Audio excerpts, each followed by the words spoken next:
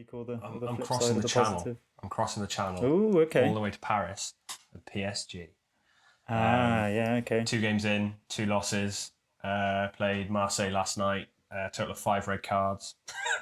Neymar sent off in the 99th minute. So, yeah, what an absolute shambles. Clearly shows that. And even the follow up, obviously Neymar has claimed the fact that he was racially abused, and if that is the case, then that's completely disgraceful. But I in terms of getting back to sort of the footballing side of things, I just don't know what's happened to them. Is it No the goals Champions League final hangover, or No goals in 2 games. Are they going to do a Spurs?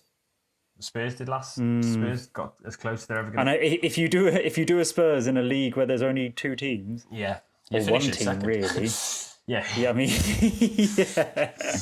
you're finishing 60 points off the top, and you're finishing second. You only won the league by 25 points. What a shocking season. I think it could be.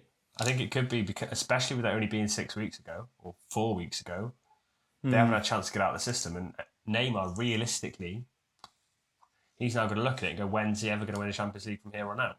That was his chance. That was a golden chance for PSG and Huge chance, Project PSG to do it. And they've come back and haven't been able to score a goal in 2 games, haven't kept a clean sheet. Not saying it's Thiago Silva's fault, but one thing has certainly changed since last season. Yeah, that is true. Captain Marvel, it's but yeah, that's gonna be my stink of the week. I think it's just all shocking. Especially we know what PSG are like. They obviously they're ambitious, and if they don't feel like they're making progress, then they are very quick to make a change. Do you think that Thomas is in trouble? Not yet. He can't be. He's taken as far as they've ever got in the Champions League. If the players haven't turned up, I'm not going to say I've watched every French league game, but for them to not score, right? Marseille, in theory, a good team, but. And I think the week before, wasn't it Lyon or Lens? I think it was Lens. No, it was Lens. Yeah, Lens. No, all right. Louis Perrin.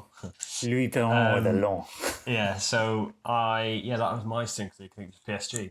I think it could be a Champions League hangover. I think that's very likely that Neymar, Mbappe, and all those players haven't had a chance to get that off their chest, because that must be crippling, especially being that close and all the hype around this. Because weirdly, Bayern Munich were going as massive favourites, but all the hype was PSG going into it. Yeah, it was this is Neymar's chance, and Mbappe's now going to be the. I think it's because, from my point of view as a fan watching it, it was how high how high Bayern Munich played in terms of a line.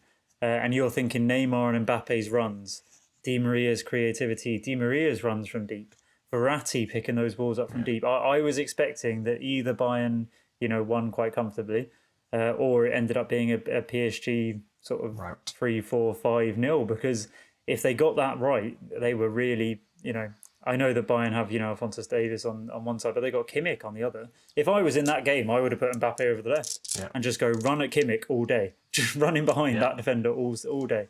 I agree with you. I think that was their golden opportunity. I think there is a bit of a hangover. How can there not be? And I think we sort of spoke about it on the episode that never went out, but that's almost what made Liverpool so impressive.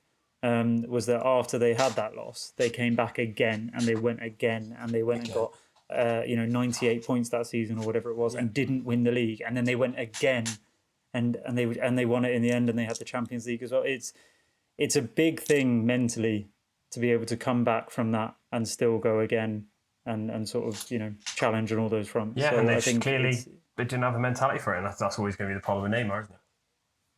Always the problem. You can't argue he's a fantastic player, but you can argue that there's something not 100% spot on going on between his ears. Not to say there's anything wrong with him mentally or anything like that, but that I get what you will mean, to win, that stubbornness that's going to get that always thing when you go 1-0 down and you have people screaming at someone.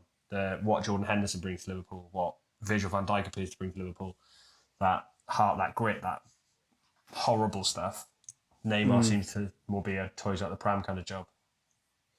Well, this is what, and funny enough, that is what the defender, I can't remember his name, is it Henriquez, I think, from Marseille, is saying about the whole racial abuse incident, which obviously the only people who really know are the people who were on the pitch and could hear it, and those two themselves. But he's turning around and saying absolutely no chance that happened. that is Neymar throwing his toys out the pram. And it's not like I can find that unbelievable. No, not at all. For Neymar, I can see him doing that. I think it's disgraceful if he is, and I think it's disgraceful if it has actually happened as well. But, it's one of those ones that, like you said, with him, you don't always know what you're going to get, and you don't really know what to believe sometimes.